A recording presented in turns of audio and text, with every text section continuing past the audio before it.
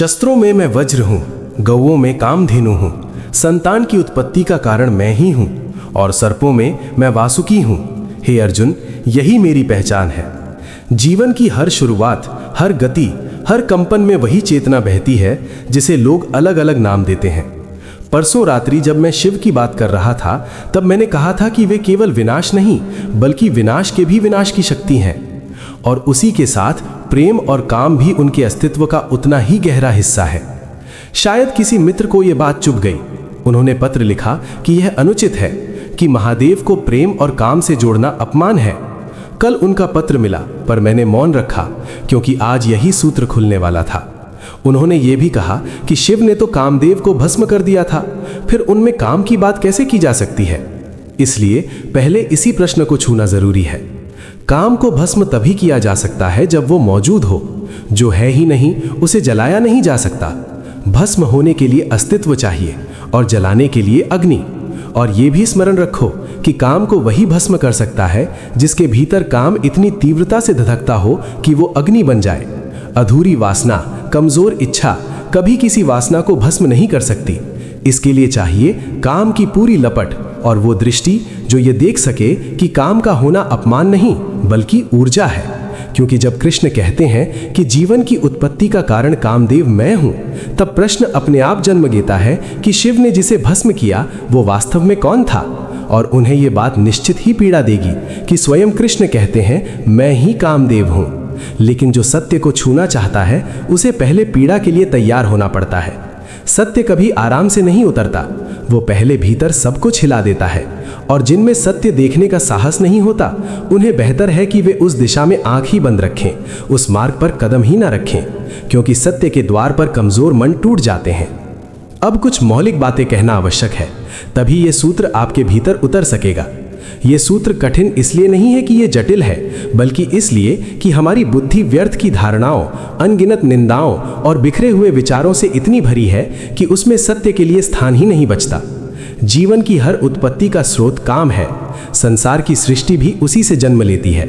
सृजन का मूल सूत्र ही काम है। यदि ब्रह्मा ने भी जगत को रचा, तो शास्त्र कहते हैं कि पहले उनमें कामना जगी, पहले काम का कंपन उठा, तभी कुछ उत्पन्न हो सका। जब भी कुछ जन्म लेता है, उसके पीछे एक ही ऊर्जा काम करती है, काम। और ये शक्ति केवल बच्चों के जन्म तक सीमित नहीं है। एक कविता का जन्म भी इसी से होता है, एक चित्र इसी से उभरता है, एक मूर्ति इसी से आकार लेती है। जहां भी कोई मनुष्य कुछ रचता है, वहां भीतर जो शक्ति उठती है, जो ऊर्जा बहती है, वही काम है। उत्पत्ति केवल काम है और सृजन भी केवल काम है। इसीलिए जो लोग इस सत्य को बिना समझे काम के विरोध में खड़े हो जाते हैं, उनका जीवन धीरे धीरे निष्क्रिय हो जाता है। उनका अस्तित्व सृजन से खाली हो जाता है और उनका जीवन एक लंबी मौन मृत्यु में बदल जाता है, क्योंकि सब कुछ काम से ही जन्म लेता है। लेकिन इसका अर्थ ये नहीं कि सब कुछ काम में ही समाप्त हो जाता है। काम के पार भी जाया जा सकता है, पर वो यात्रा भी काम के मार्ग से ही होती है। सृजन भी उसी वासना के रास्ते से उठता है, उसी ऊर्जा से आकार लेता है। अब प्रश्न ये है कि ये काम वासना वास्तव में है क्या, और कामदेव की ये धारणा आखिर है क्या। शायद पूरी पृथ्वी पर केवल हिंदू दृष्टि ही ऐसी है जिसने काम को अपने जीवन दर्शन में स्थान दिया है।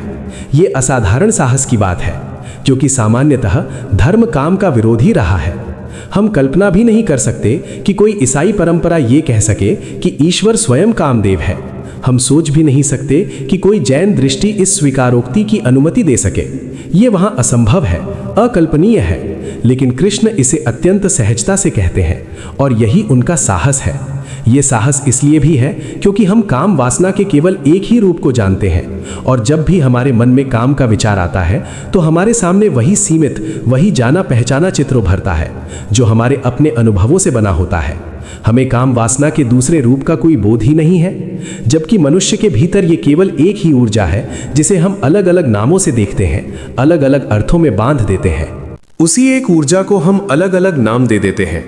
जब वही शक्ति नीचे की ओर बहती है, तो वह काम वासना और सेक्स कहलाती है, और जब वही ऊपर की ओर उठने लगती है, तो अध्यात्म, कुंडलिनी और चेतना बन जाती है। ऊर्जा वही रहती है, केवल दिशा बदल जाती है। नीचे की ओर गिरती हुई वही शक्ति वासना बनती है, ऊपर की ओर उठती हुई वही शक्ति आत्मा बन जाती है। नीचे की ओर बहती है तो दूसरों को जन्म देती है, ऊपर की ओर उठती है तो स्वयं को जन्म देती है। नीचे की ओर जाने के लिए उसे किसी और का सहारा चाहिए, ऊपर की ओर उठने के लिए उसे केवल स्वयं पर टिकना पड़ता है। जब काम ऊर्जा नीचे बहती है तो जनेंद्रिय के द्वार से प्रकृति में विलीन हो जाती है, और जब ऊपर बहती है तो सहस्त्रार से ब्रह्म में लीन हो जाती है। काम शक्ति के लिए केवल दो ही द्वार हैं, पहला मूल केंद्र और अंतिम सहस्त्रार। यही आपके अस्तित्व के दो छोर हैं। काम केंद्र से आप प्रकृति से जुड़े हैं, सहस्त्रार से आप परमात्मा से जुड़े हैं, पर शक्ति फिर भी एक ही है। लेकिन हमारी स्थिति वैसी ही है जैसे उस मनुष्य की जिसने आग को केवल घर जलाते देखा हो। वो कल्पना भी नहीं कर सकता कि वही आग भोजन भी पकाती है। वो सोच भी नहीं सकता कि वही आग अंधेरी रात में प्रकाश भी बन सकती है, और वही आग जीवन को बचाने वाली ऊष्मा भी बन सकती है। अंधकार में वही आग प्रकाश भी बन जाती है, और ठंड से कांपते मनुष्य के लिए वही आग जीवन का सहारा बन जाती है। लेकिन जिसने आग को केवल मकान जलाते देखा हो, वो उसके दूसरे रूपों की कल्पना भी नहीं कर सकता। ठीक यही स्थिति हमारी है।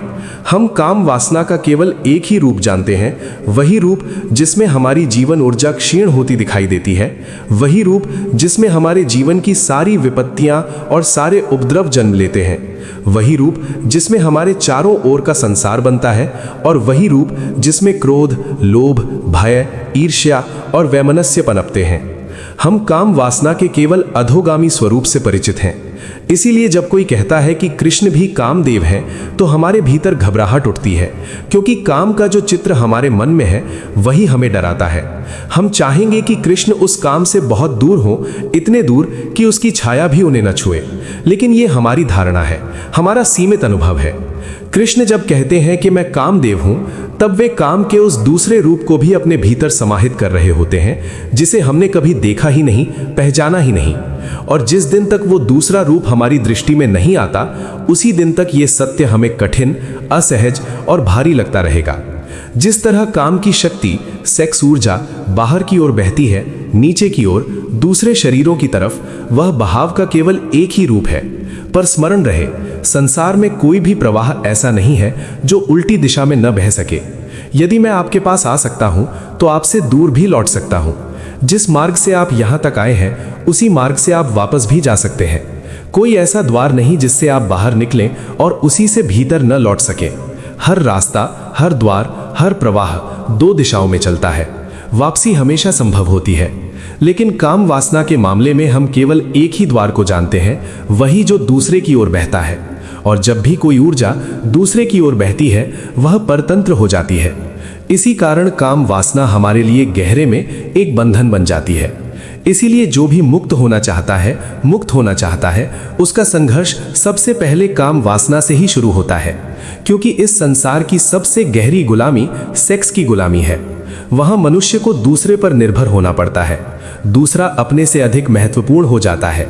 उसी के चारों ओर घूमना पड़ता है, उसी की परिक्रमा करनी पड़ती है। और यही है वो सूक्ष्म, अदृश्य लेकिन सबसे मजबूत गुलामी।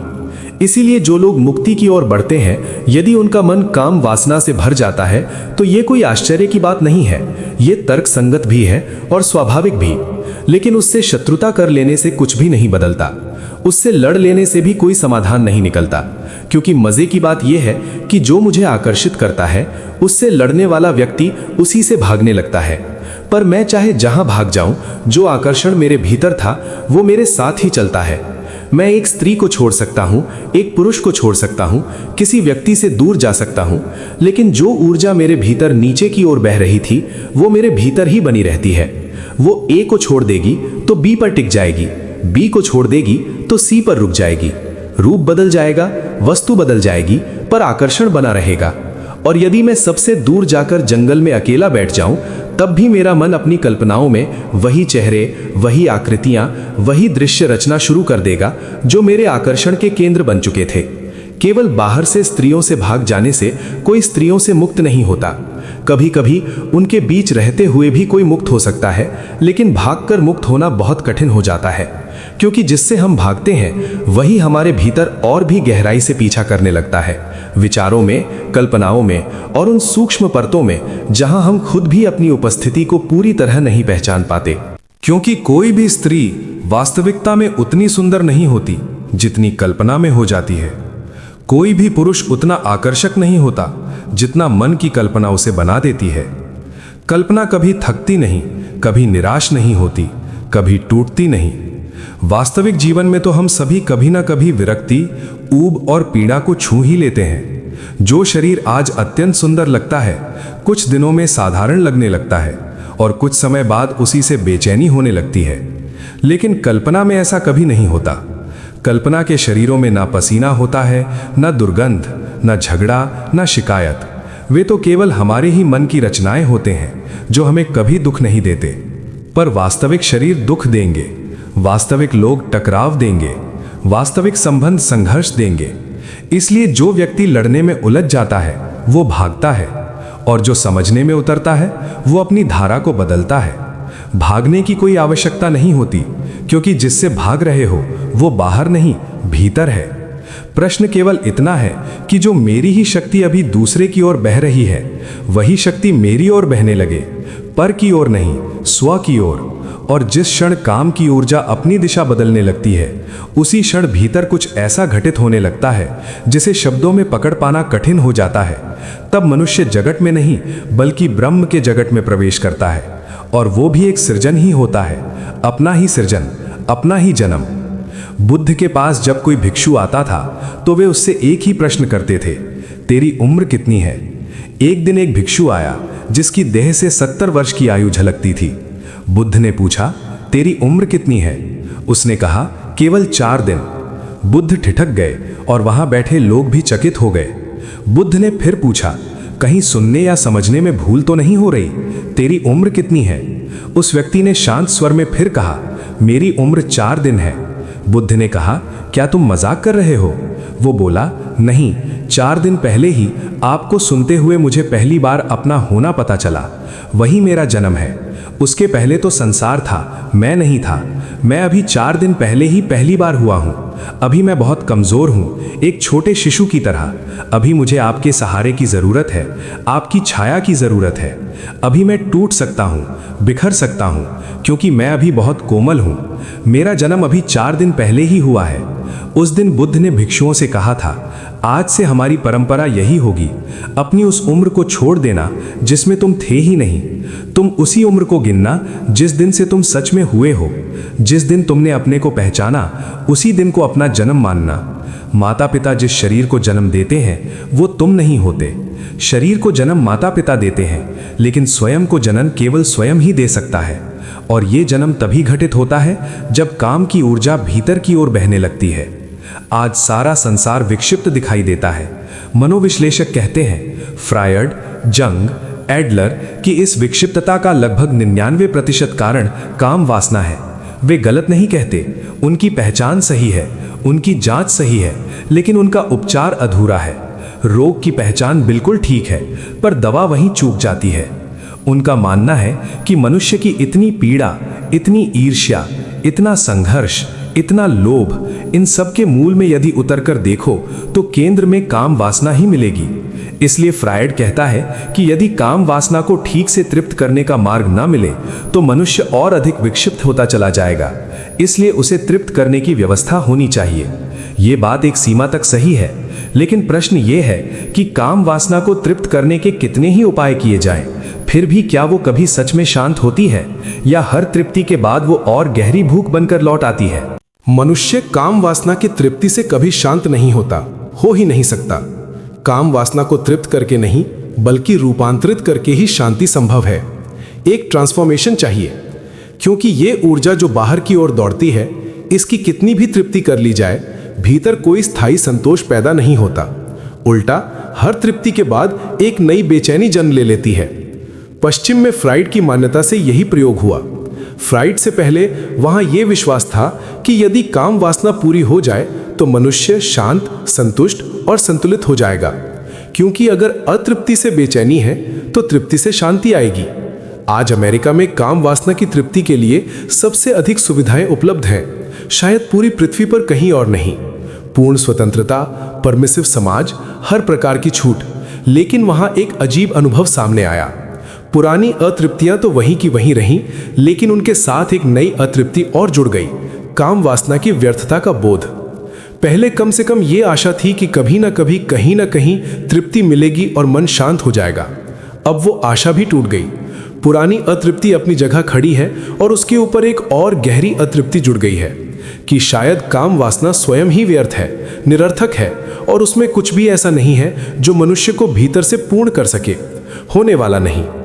इसलिए आज पश्चिम का मनुष्य ऐसी बेचैनी में जी रहा है जिसकी हम केवल कल्पना ही कर सकते हैं, और वो बेचैनी बनी ही रहेगी क्योंकि फ्राइड का कथन अधूरा है। फ्राइड के साथ बुद्ध, कृष्ण और महावीर को जोड़ना अनिवार्य है।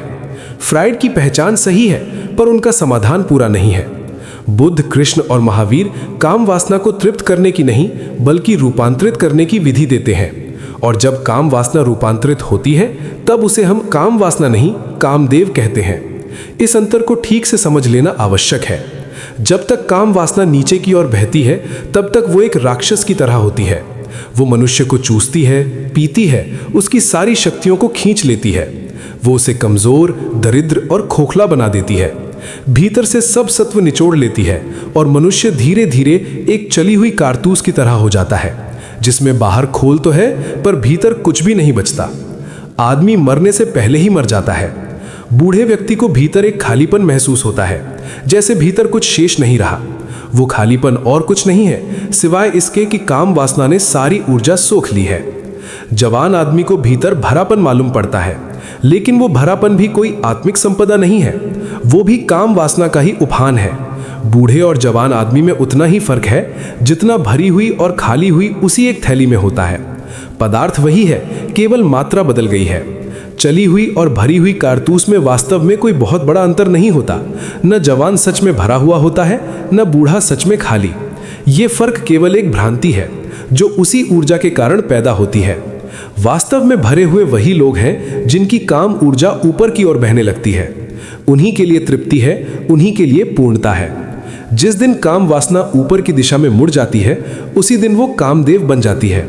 इसलिए शायद धरती पर हम ही एकमात्र परंपरा है जिन्होंने काम वासना को भी देवता का स्थान दिया, उसे भी देव कहने का साहस किया। लेकिन ध्यान रहे, वो वही पुरानी वासना नहीं है, वो रूपांतरित हो चुकी होती है, वो ऊपर उठ चुकी होती है, उसका दूसरे से संबंध टूट चुका होता है। शक्ति अब अपने ही भीतर बहने लगती है, अपनी ही गहराइयों में उतरने लगती है, अपनी ही अंतर यात्रा पर निकल पड़ती है। कृष्ण कहते हैं, मैं कामदेव हूँ, समस्त जीवन के सृजन का मूल आधार मैं हूँ। और वे किसी और देवता का नाम भी ले सकते थे, लेकिन उन्होंने विशेष रूप से कामदेव का ही नाम लिया। इसके पीछे भी एक गहरा प्रयोजन है, क्योंकि कामदेव के ऊपर उठने का अर्थ है काम राक्षस से मुक्त होना। मैंने पहले कहा था, नीचे की ओर बहती हुई काम ऊर्जा राक्षस है और ऊपर की ओर बहती हुई वही ऊर्जा कामदेव है। लेकिन जो कामदेव से भी ऊपर उठ जाए वो देवताओं से भी पार हो जाता है। बाहर की ओर बहती ऊर्जा राक्षस है, भीतर की ओर बहती ऊर्जा देवता बनती है। कामदेव भी तब तक है जब तक ऊर्जा कहीं ना कहीं बह रही है, बाहर या भीतर। लेकिन जिस क्षण ऊर्जा का बहाव ही रुक जाता है, जब वो न बाहर जाती है न भीतर बल्कि ठहर जाती है, तब वो लौ की तरह स्थिर हो जाती है, जैसे दिए की लौ बिना हवा के कंपन के शांत खड़ी हो। उस स्थिति में मनुष्य कामदेव से भी ऊपर उठ जाता है। इसीलिए साधक की यात्रा में पहले चिंता होती है कि दूसरा मुझे खींच रहा है, फिर अंतिम चिंता आती है कि मैं स्वयं खिंच रहा हूँ। और जब वो स्वयं के खिंचाव के भी पार चला जाता है तब वो द्वंद्व के पार पहुंच जाता है। जो व्यक्ति कामदेव के पार हो जाता है वो देवताओं के भी पार हो जाता है। इसीलिए कथाएं कहती हैं कि जब बुद्ध को बोध हुआ तो देवता उनके चरणों में आकर सिर झुकाने लगे। ये कोई साधारण कथा नहीं है। प्रश्न ये नहीं कि देवता क्यों झुके, प्रश्न ये है कि बुद्ध कहाँ पहुंच गए कि देवता भी नीचे रह गए। देवता कितने ही ऊंचे हों पर वे कामदेव के पार नहीं होते। और जब कोई बुद्धत्व को उपलब्ध होता है तब वो काम के अंतिम रूप के भी पार चला जाता है, तभी देवता भी उसे नमन करने आते हैं। बुद्ध के अंतिम क्षण में, महावीर के अंतिम क्षण में, यीशु के अंतिम क्षण में जो अंतिम संघर्ष है, जो अंतिम पार जाना है, वो काम ही है। जो काम के पार हो गया वो देवत्व के भी पार हो गया, और जो देवत्व के भी पार हो गया वही भगवत में विलीन हो गया।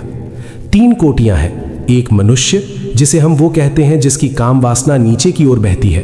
मनुष्य हम उसे कहते हैं जिसकी काम वासना नीचे की ओर बहती है, देव हम उसे कहते हैं जिसकी काम वासना ऊपर की ओर भीतर की ओर बहने लगती है, और भगवान हम उसे कहते हैं जिसकी काम वासना अब बहती ही नहीं, न बाहर न भीतर, न ऊपर न नीचे। यही 3 कोटियां हैं। इसी कारण बुद्ध को हम भगवान कहते हैं, क्योंकि वे देव की भी पार चले गए। भगवान कहने का पूरा अर्थ बस इतना ही है कि अब वे देवत्व से भी ऊपर उठ चुके हैं। कृष्ण कहते हैं, मैं देवताओं में कामदेव हूं। यदि देवताओं में मुझे खोजना हो तो तुम मुझे काम में खोजना, क्योंकि काम ही सृजन का मूल आधार है। जगत में जो कुछ भी सुंदर, शुभ और सत्य है वो उसी ऊर्जा का प्रतिफलन है। कोई गीत जन्म लेता है, कोई चित्र आकार लेता है, कोई व्यक्तित्व निखरता है, ये सब काम ऊर्जा की ही लहरें हैं। इस संसार में जो भी सुंदर है, जो भी शुभ है, वो सब उसी शक्ति का विस्तार है। और शायद इसी कारण हमने पृथ्वी पर ऐसे मंदिर बनाए, खजुराहो, कोणार्क, जहां भीतर परमात्मा को प्रतिष्ठित किया और बाहर दीवारों पर काम के अद्भुत साहसी चित्र उकेर दिए। ये दृश्य पहली दृष्टि में असंगत लगता है। खजुराहो के मंदिर में प्रवेश करते ही एक अजीब सी घबराहट होती है। भीतर प्रभु विराजमान है और बाहर दीवारों पर संभोग, मैथुन, काम के दृश्य खुदे हुए हैं, मूर्तियों में ढले हुए हैं। लगता है जैसे 2 विपरीत दिशाएं एक ही स्थान पर मिल गई हों। लेकिन शायद यही संकेत है कि जिसे हम नीचे समझते हैं वही ऊपर की ओर उठकर कुछ और ही बन जाता है। ऐसी मूर्तियां पृथ्वी पर शायद किसी और ने कभी नहीं गढ़ी। पिता बेटी के साथ वहां प्रवेश करने से झिझकता है, भाई भाई के साथ जाते हुए संकोच करता है, बेटा मां के साथ मंदिर में कदम रखते हुए डर महसूस करता है। इस डर के कारण हम कह देते हैं कि ये मंदिर गलत बने हैं, कि इनकी रचना अनुचित है। गांधी जी के निकट पुरुषोत्तम दास टंडन ने भी सुझाव दिया था कि इन मंदिरों को मिट्टी से ढक दिया जाए, दबा दिया जाए। स्वयं गांधी जी को भी यह विचार कुछ क्षणों के लिए उचित लगा था कि ये मंदिर भारतीय संस्कृति को विकृत करते प्रतीत होते हैं। लेकिन यह दृष्टि उन्हीं की होती है जिन्हें भारतीय चेतना की गहराई का कोई अनुभव नहीं है। फिर भी ऐसा हो ना सका, क्योंकि खजुराहो और कोणार्क अब केवल मंदिर नहीं रहे, वे विश्व की धरोहर बन चुके हैं। भारत का पर्यटन भी उनकी प्रसिद्धि पर टिका है। यदि विदेशी यात्री इन मंदिरों को देखने ना आते, यदि इनकी जगत ख्याति ना होती, तो संभव है कि हम स्वयं ही इन्हें मिट्टी में दबा चुके होते, इतिहास से मिटा चुके होते। प्रश्न ये है कि हमें इतना डर क्यों लगता है? माँ अपने बेटे के साथ यहाँ जाने से भयभीत क्यों होती है? क्योंकि हम जीवन के तथ्यों को स्वीकार नहीं करते। हम जीवन की सच्चाइयों से आंख चुराते हैं। हम उनके प्रति ईमानदार नहीं हैं। हम उन सीधी सच्चाइयों को झुठलाते हैं जिन पर हमारा अस्तित्व टिका है। नहीं तो भय कैसा? आखिर डर किस बात का है? जब कोई माँ बनती है, जब कोई माँ किसी बेटे की माँ बनती है, तो वो काम ऊर्जा के कारण ही बनती है। जब कोई पिता किसी संतान का पिता बनता है, तो वो भी उसी ऊर्जा के कारण बनता है। लेकिन हमने काम ऊर्जा के चारों ओर ऐसे पर्दे खड़े कर दिए हैं कि हम उसके बारे में बात तक नहीं करना चाहते। जो जीवन का मूल सत्य है, उसे हम ऐसे छिपाते हैं जैसे वो कभी घटा ही ना हो। इसी झिझक और इसी डर के कारण ये मंदिर हमें असहज लगते हैं, जबकि ये मंदिर असत्य नहीं, अत्यंत सत्य है, नग्न सत्य, और इन्हें उसी गहन समझ के साथ गढ़ा गया है। मंदिर की बाहरी दीवारों पर काम वासना के चित्र हैं और यही उसका संदेश है। ये मंदिर कहता है, जब तक तुम्हारा मन इन बाहरी चित्रों में उलझा रहेगा, तब तक तुम भीतर प्रवेश नहीं कर सकोगे। जिस दिन तुम्हें दीवारों पर खुदे ये मैथुन के दृश्य तनिक भी आकर्षित नहीं करेंगे, उसी दिन तुम भीतर आना, उसी दिन तुम परमात्मा के मंदिर में प्रवेश के योग्य होवोगे। संसार इस मंदिर की बाहरी परिधि है और भीतर परमात्मा है, और जब तक मन काम वासना में डोलता रहेगा, तब तक भीतर का द्वार बंद ही रहेगा। और ध्यान रखना, काम वासना में डोलने के 2 ही ढंग हैं, या तो आकर्षण से डोलना या भय से डोलना। दोनों ही स्थिति में तुम अभी भी बाहर ही हो। जो व्यक्ति इन चित्रों को आंख गड़ाकर देखने लगता है, वो भी बाहर है, और जो व्यक्ति आंख फेर कर भाग जाता है, वो भी बाहर ही है, क्योंकि दोनों ही की धुरी अभी भी वही चित्र है।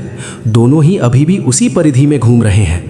मंदिर उन्हें भीतर नहीं बुलाता, मंदिर केवल ये देखता है कि तुम्हारा मन अब कहाँ ठहरा है। जो व्यक्ति इन चित्रों को देखकर आंखें झुकाकर चुपचाप भीतर घुस जाता है, वो भी उनसे ही उलझा हुआ है, और जो उन्हें घूर घूर कर देखने लगता है, वो भी उन्हीं में फंसा हुआ है। दोनों की स्थिति एक जैसी है, फर्क केवल इतना है कि एक आकर्षण से बंधा है, दूसरा भय से। मंदिर में प्रवेश के योग्य वही है जो उन चित्रों के पास से ऐसे निकल जाए जैसे वे मौजूद ही ना हो। ना आकर्षण, न घबराहट, केवल सहजता। क्योंकि काम वासना के पार वही जा सकता है जो उसे समझ सके। विरोध करके कोई कभी पार नहीं गया।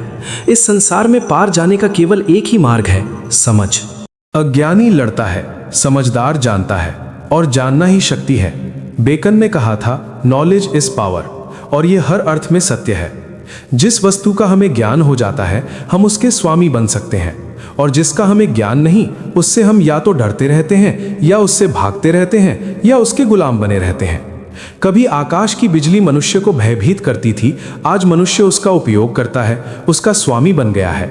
ठीक वैसे ही काम वासना उससे भी बड़ी बिजली है, जीवित बिजली। उसके भी स्वामी बना जा सकता है, लेकिन उसका स्वामी वही बन सकता है जो उसके प्रति शत्रुता नहीं, समझ और सद्भाव लेकर चले। इसीलिए जब कृष्ण कहते हैं मैं कामदेव हूं, तब वे विरोध की नहीं, स्वीकार की भूमि तैयार करते हैं। तब निंदा का कोई स्थान नहीं बचता, तब शत्रुता का कोई कारण नहीं रहता। तब यह भी स्पष्ट होने लगता है कि यह शक्ति भी परमात्मा की ही है। और जब यह समझ जन्म लेने लगती है, तब भीतर एक नया प्रश्न धीरे धीरे आकार लेने लगता है कि इस शक्ति का उपयोग कैसे किया जाए, किस दिशा में इसे मोड़ा जाए। और तब यात्रा एक बिल्कुल नए मोड़ की ओर बढ़ने लगती है, ताकि इस शक्ति का अधिकतम उपयोग हो सके, ताकि ये जीवन के लिए मंगल बन जाए और मृत्यु का कारण ना बनकर परम जीवन में प्रवेश का द्वार बन जाए। इसी दिशा में साधना संभव है, और शायद केवल हिंदुस्तान ही वह भूमि है जिसने इस पर एक पूरा विज्ञान रचा, जिसे तंत्र कहा गया। एक ऐसा विज्ञान जिसके द्वारा काम ऊर्जा ऊर्ध्वगामी होती है, और अंतिम प्रयोगों में वही ऊर्जा स्थिर हो जाती है, उसका प्रवाह समाप्त हो जाता है। कृष्ण कहते हैं मैं कामदेव हूं, लेकिन इसका अर्थ ये नहीं कि मनुष्य काम वासना में डूबा ही रहे। काम को भी दिव्य बनाना है, तभी कृष्ण का कामदेव समझ में आता है। उसे भी रूपांतरित करना है, उसे भी ऊंचाई देनी है। आज हमारी स्थिति ये है कि हमारा काम तो पशुता से भी नीचे गिर गया है, जबकि दिव्यता तो बहुत दूर की बात हो गई। पशुओं की काम वासना में भी एक स्वच्छता होती है, एक सरलता होती है, एक निर्दोष प्रवाह होता है। मनुष्य की काम वासना में वो निर्दोषता भी नहीं बची। कई बार तो मनुष्य की वासना पशुओं से भी नीचे उतर जाती है। कारण क्या है? कारण यही है कि पशुओं की काम वासना शुद्ध रूप से शारीरिक घटना है, जबकि मनुष्य की काम वासना शारीरिक कम और मानसिक अधिक है। और जहां काम मानसिक हो जाता है वहां विकृति जन्म ले लेती है। मानसिक होते ही वो विकृत हो जाता है, विक्षिप्त हो जाता है, अस्वस्थ हो जाता है, और वहीं से यात्रा एक ऐसे मोड़ की ओर बढ़ने लगती है जहां काम अब केवल शरीर की घटना नहीं रह जाता, बल्कि पूरे अस्तित्व को पकड़ने लगता है। वो विकृत है। एक मनुष्य यदि संभोग में उतरता है तो वो फिर भी निर्दोष हो सकता है, लेकिन वही मनुष्य बैठकर केवल संभोग का चिंतन करता रहे तो वो रोगग्रस्त हो जाता है, वो स्थिति बीमार है। यहाँ तीन संभावनाएं हैं। या तो काम की शक्ति प्राकृतिक हो, सहज स्वाभाविक, यदि वो नीचे गिर जाए तो विकृत हो जाती है, अस्वाभाविक बन जाती है, और यदि वो ऊपर उठ जाए तो संस्कृत हो जाती है, दिव्य बन जाती है। पशुओं और पक्षियों में जो काम वासना दिखाई देती है वो प्राकृतिक है, इसीलिए नग्न पक्षी या पशु हमें विचलित नहीं करते। लेकिन कुछ लोग इतने मानसिक रूप से रुग्ण हो जाते हैं कि उन्हें नग्न पशु या पक्षी भी परेशान करने लगते हैं। मैंने हाल ही में सुना कि लंदन में वृद्ध स्त्रियों के एक समूह ने ये मांग रखी कि सड़कों पर कुत्तों को भी नग्न निकलने से रोका जाए। अब सोचिए, नग्न कुत्तों से किसी को क्या आपत्ति हो सकती है? ये आपत्ति कुत्तों से कम उन स्त्रियों के मन से अधिक जुड़ी है। वहां कहीं भीतर कोई विकार छिपा है जो बाहर प्रक्षेपित हो रहा है। हम किसी बच्चे को नग्न देखते हैं तो हमें कोई पीड़ा नहीं होती, लेकिन किसी वयस्क स्त्री या पुरुष को नग्न देखकर जो असहजता उठती है वो उस व्यक्ति में नहीं होती, वो हमारे भीतर होती है, वो हमारी अपनी ग्रंथि होती है। आदिवासी समाज में स्त्रियां अर्धनग्न रहती हैं, फिर भी वहां यह समस्या नहीं होती, क्योंकि वहां दृष्टि विकृत नहीं होती, मन विकृत नहीं होता। लगभग नग्न होते हुए भी वहां किसी को कोई विकार महसूस नहीं होता, और हमारी स्त्रियां इतनी ढकी हुई हैं कि मानो ढकना ही उनका अस्तित्व बन गया हो। पर यह ढकना भी अजीब है। जहां जहां ढकने की कोशिश की गई है वहीं वहीं उघाड़ने की व्यवस्था भी कर दी गई है। हमारा ढकना वास्तव में उघाड़ने की ही एक सूक्ष्म चाल है। हम छिपाते भी हैं और उसी में दिखाने की इच्छा भी छिपी रहती है। इसलिए हमारी ढकी हुई स्त्री भी भीतर से रुग्ण मालूम पड़ती है, जबकि आदिवासी की नग्न स्त्री सहज और निर्दोष लगती है। फर्क शरीर में नहीं, दृष्टि में है। नग्नता भी दो प्रकार की होती है, एक पशुओं जैसी नग्नता, सरल, स्वाभाविक, निर्दोष, और एक मनुष्य की नग्नता जिसमें वासना, कल्पना और विकार घुले होते हैं। और फिर एक तीसरी नग्नता भी है, महावीर की नग्नता। महावीर वस्त्रों के बिना खड़े हैं, फिर भी उनकी नग्नता किसी को बेचैन नहीं करती, और यदि किसी को बेचैनी होती है तो दोष महावीर में नहीं, उस देखने वाले में होता है, क्योंकि महावीर की नग्नता फिर बच्चे जैसी हो जाती है, पूरी तरह निर्दोष। वहां अब ढकने को कुछ बचा ही नहीं। महावीर की नग्नता ढके होने से भी ऊंची स्थिति है। वहां न छिपाने की जरूरत है न दिखाने की। यदि महावीर से पूछा जाए कि आप नग्न क्यों हैं, तो वे कहेंगे जब ढकने को कुछ बचा ही नहीं तो ढकना भी व्यर्थ है। प्रश्न ये नहीं कि हम क्या ढक रहे हैं, प्रश्न ये है कि हम भीतर क्या छिपा रहे हैं। और वही छिपाव धीरे धीरे हमारी पूरी दृष्टि को विकृत कर देता है। हम वास्तव में शरीर को नहीं ढाक रहे होते, हम अपने मन को ढाक रहे होते हैं। शरीर तो केवल एक पर्दा बन जाता है ताकि वो कहीं हमारे भीतर की स्थिति को प्रकट न कर दे। हम शरीर को इसलिए ढकते हैं कि मन उजागर न हो जाए। लेकिन जिस दिन मन में ही कुछ छिपाने को न बचे, जिस दिन भीतर कोई भय न रहे, उस दिन शरीर की ओर से भी कोई खतरा नहीं रह जाता और तभी महावीर नग्न होने के अधिकारी हो जाते हैं। अब 3 स्थितियां स्पष्ट होती हैं। यदि काम वासना विकृत हो जाए, जैसी आज पूरे जगत में हो चुकी है, तो वो चारों ओर से हमें घेर लेती है। आप फिल्म देखें, वहां भी वो मौजूद है। आप अखबार पढ़ें, किताब पढ़ें, कहानी पढ़ें, वहां भी वो अनिवार्य रूप से प्रवेश कर जाती है। और आश्चर्य तो तब होता है जब आप साधु संतों के प्रवचन सुनते हैं, तब भी वो अपने नकारात्मक रूप में प्रकट होती रहती है। मैंने उन लोगों की किताबें भी देखी हैं जिन्होंने अश्लील साहित्य लिखा, पोर्नोग्राफी रची, स्त्री पुरुष के अंगों का खुला वर्णन किया। और मैंने उन साधु संतों की किताबें भी देखी हैं जिन्होंने उन्हीं अंगों की चर्चा निंदा के लिए की। लेकिन आश्चर्य यह है कि कई बार कोई अश्लील लेखक उतने रस से वर्णन नहीं कर पाता जितने रस से साधु संत निंदा करते हुए कर जाते हैं। शब्द बदल जाते हैं, उद्देश्य बदल जाता है, पर भीतर की ऊर्जा वही रहती है। और वही ऊर्जा चाहे प्रशंसा में हो या निंदा में अपना रंग दिखा ही देती है। वो रस स्वाभाविक नहीं होता, वो विकृत रस होता है। भीतर दमन होता है, दबाव होता है, जबरन रोकी गई ऊर्जा होती है और वही पीछे से किसी न किसी रूप में निकल आती है। एक जैन कथा है। 2 भिक्षु, एक बूढ़ा एक युवा, नदी के किनारे पहुंचे। सामने एक युवती खड़ी थी जो भय से कांप रही थी। उसने बूढ़े भिक्षु से कहा, मुझे नदी पार करनी है, पर मुझे डर लगता है। बूढ़े भिक्षु के मन में क्षण भर को विचार आया कि उसे सहारा देकर पार करा दे। लेकिन उसी क्षण भीतर एक और विचार उठा, कहीं ये स्पर्श वासना को न जगा दे। वो अपने ही मन से घबरा गया, लड़की से नहीं, स्वयं से डर गया। उसने आंखें झुका ली, बिना कुछ कहे नदी पार कर ली और आगे बढ़ गया। उस पार पहुंचकर उसने अपने मन को समझाया, मैं बूढ़ा हूं, संयमी हूं, इसलिए मैंने हाथ नहीं पकड़ा। फिर उसे पीछे से आने वाले युवा भिक्षु का ध्यान आया। वो सोचने लगा, कहीं वो मेरी तरह इस परीक्षा में न पड़ जाए जिससे मैं पढ़ते पढ़ते बचा। ये सोचकर उसने पीछे मुड़कर देखा और उसका हृदय जैसे धक से बैठ गया। युवा भिक्षु उस लड़की को कंधे पर उठाकर बड़ी सहजता से नदी पार करा रहा था, बिना हिचक, बिना भय, बिना द्वंद। उसने लड़की को सुरक्षित किनारे उतारा, मुस्कुराया और फिर दोनों भिक्षु अपने आश्रम की ओर चल पड़े। काफी दूर तक बूढ़ा भिक्षु चुप रहा। भीतर कुछ खौलता रहा, कुछ चुभता रहा, कुछ टूटता रहा। मीलों चलने के बाद वो अपने को रोक न सका और अंततः बोल पड़ा। मीलों तक रास्ता तय हो गया, लेकिन बूढ़े भिक्षु ने एक शब्द नहीं बोला। भीतर आग जल रही थी, पर वह उससे दबाए चला जा रहा था। अंततः आश्रम के द्वार पर पहुंचकर वह रुक गया और उस युवा भिक्षु से बोला, याद रखना, जो पाप तुमने किया है वह मुझे गुरु को जाकर बताना ही पड़ेगा। युवक ने शांत स्वर में पूछा, कौन सा पाप, कैसा पाप? बूढ़े ने कहा, उस लड़की को कंधे पर उठाना। युवा भिक्षु मुस्कुरा दिया, बोला, मैं तो उसे नदी के उस पार उतार भी आया, लेकिन आप अभी भी उसे अपने कंधे पर ढो रहे हैं। You are still carrying her. आप उसे भीतर अब तक उठाए हुए हैं। यही फर्क है। सिनेमा घर में जाएं तो वासना एक रूप में खींचती है, मंदिर में जाकर प्रवचन सुने तो वही वासना दूसरे रूप में खींचती है। रूप बदल जाता है, पकड़ नहीं बदलती। हर तरफ वासना घेरे रहती है और यह स्थिति रुग्ण है, पशु से भी नीचे गिर गई हुई अवस्था है। इससे ऊपर उठा जा सकता है, लेकिन उठने के लिए पहली और सबसे जरूरी बात यह है कि इससे लड़ना नहीं है, क्योंकि जिससे हम लड़ते हैं उसी में हमारा रस पैदा हो जाता है। आप अपने मित्र को भूल सकते हैं, लेकिन शत्रु को भूलना बहुत कठिन होता है। मित्र समय के साथ धुंधला पड़ जाता है, पर शत्रु स्मृति में चिपका रहता है। जिससे आप लड़ते हैं वह आपके भीतर 24 घंटे मौजूद रहने लगता है और तब वह बाहर नहीं, भीतर आपको नियंत्रित करने लगता है। जिससे हम लगातार लड़ते रहते हैं उससे हमें 24 घंटे जूझना पड़ता है।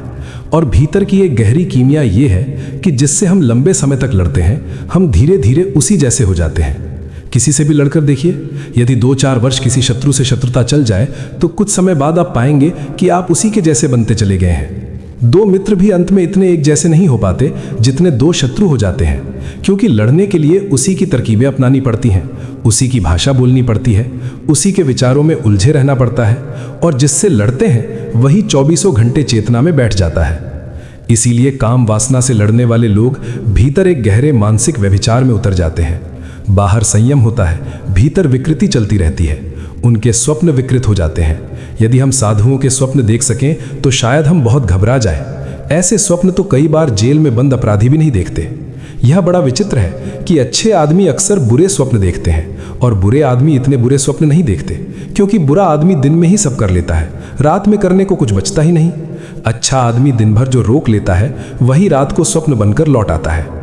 आपने कभी उपवास किया हो तो अनुभव होगा, रात में आपको किसी राजमहल में भोजन का न्योता जरूर मिलेगा, जाना ही पड़ेगा, क्योंकि जो दिन में रोका गया वही रात में दरवाजा खटखटाने लगता है, और जो तुमने दिन में रोक लिया वही रात को सपना बनकर तुम्हें पूरा करेगा।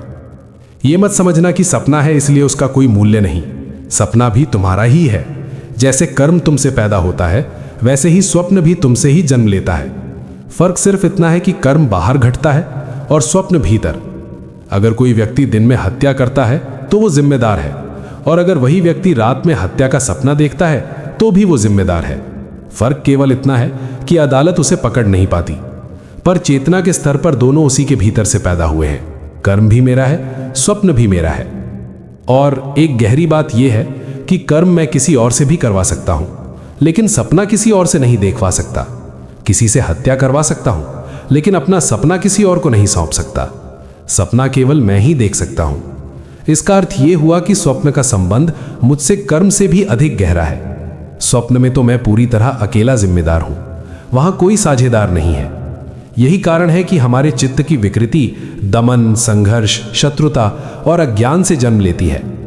काम वासना तभी कामदेव बनती है जब हम उससे लड़ते नहीं, जब हम उसे दबाते नहीं, जब हम उसे नकारते नहीं, बल्कि शांत, मौन और प्रेमपूर्ण दृष्टि से उसे समझने का प्रयास करते हैं। वही ऊर्जा जो भीतर वासना बन गई है, वही ऊर्जा ऊपर उठ सकती है, और उसके ऊपर उठने का भी एक विज्ञान है। और वही विज्ञान धीरे धीरे मनुष्य को उस सीमा की ओर ले जाता है जहां ऊर्जा केवल बहती नहीं बल्कि कुछ और ही बनने लगती है।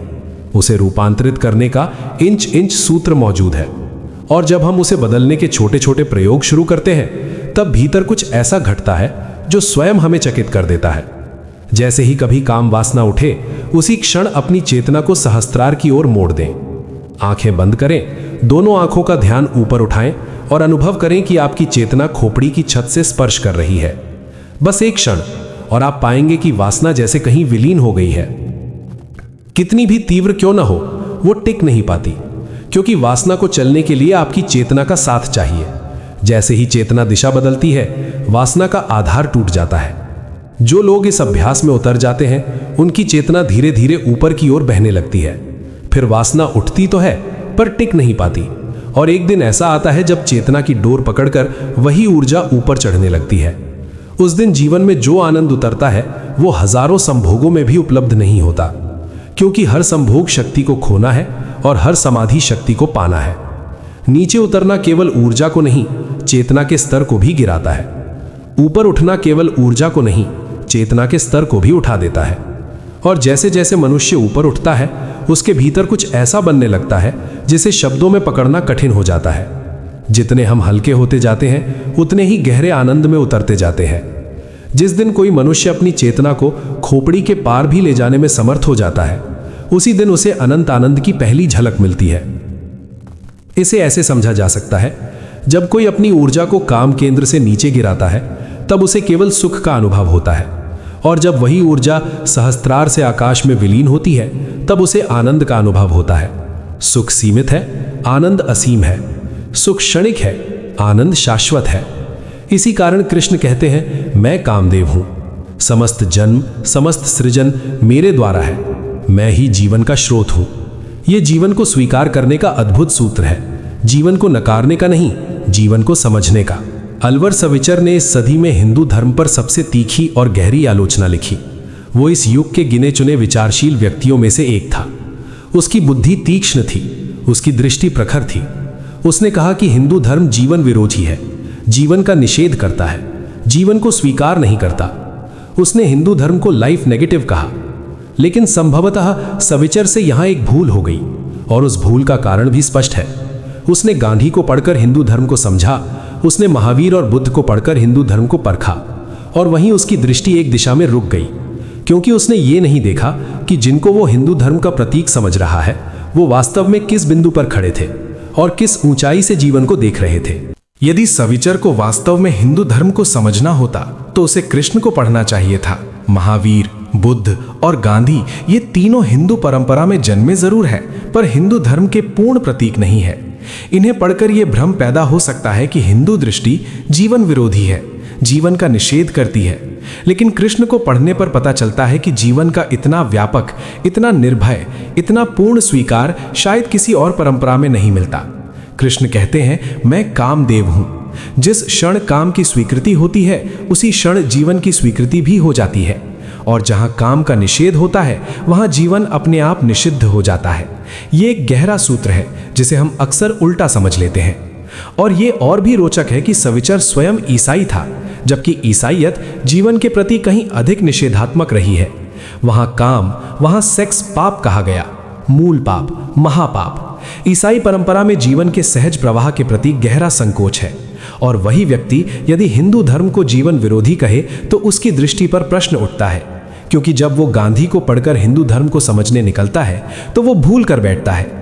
गांधी पर जीवन निषेध का जो प्रभाव दिखाई देता है वो मूलतः रस्किन और टॉल्स्टॉय के माध्यम से ईसाई परंपरा से आया हुआ प्रभाव है।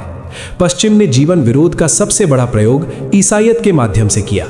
वहां जीवन को दबाया गया, काम को अपराध बनाया गया, शरीर को शत्रु समझा गया, और उसके परिणाम आज भी वहां की आत्मा पर लिखे हुए हैं।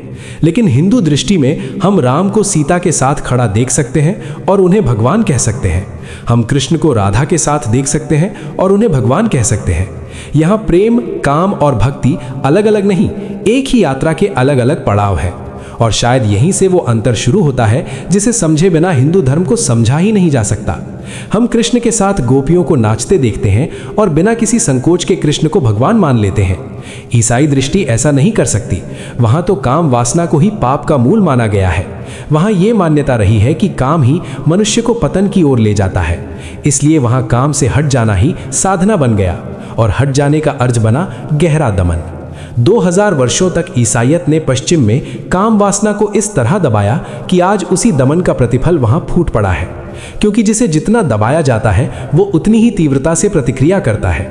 जिस ऊर्जा को रोका जाता है वही विस्फोट बन जाती है। ईसाईयत ने जिस शक्ति को पूरी तरह कुचलने की चेष्टा की थी वही आज पश्चिम में खुले रूप में फैल गई है। आज वहां जो वासना का उन्मुक्त विस्फोट दिखाई देता है उसके लिए वर्तमान पीढ़ी से अधिक वे 2000 वर्ष पुराने लोग जिम्मेदार हैं, जिन्होंने वासना को पाप घोषित करके उसे दबाने का उन्माद पैदा किया था। हर जड़ की आलोचना उचित नहीं होती, लेकिन उसकी पृष्ठभूमि समझना जरूरी होता है। भारत में भी जीवन निषेधक लोग हुए हैं, ये सच है, लेकिन भारत की मूल धारा जीवन विरोधी नहीं है। भारत की मूल चेतना जीवन को उसकी संपूर्णता में स्वीकार करती है। जीवन जैसा है उसे उसी रूप में अंगीकार करती है और फिर उसी स्वीकार से उसका रूपांतरण करती है। यही मूल अंतर है, क्योंकि आप किसी चीज से लड़कर भी बदलने की कोशिश कर सकते हैं और आप किसी चीज को स्वीकार करके भी बदल सकते हैं, लेकिन इन दोनों के परिणाम एक जैसे नहीं होते। और यहीं से वो सूक्ष्म रेखा शुरू होती है जिसे समझे बिना आगे का सूत्र खुल ही नहीं सकता। आप किसी वस्तु को बदलने के लिए उससे लड़ भी सकते हैं और उसे स्वीकार करके भी बदल सकते हैं, लेकिन स्वीकार से जो परिवर्तन आता है वो कहीं अधिक गहरा होता है। संघर्ष से जो बदलाव आता है वो ऊपर ऊपर ही रह जाता है, क्योंकि जिससे आप लड़ते हैं उसे आप समझ नहीं पाते, और बिना समझे कोई भी रूपांतरण संभव नहीं होता। समझ के लिए मैत्री चाहिए, निकटता चाहिए, शत्रुता नहीं। काम वासना के साथ भी मैत्री चाहिए।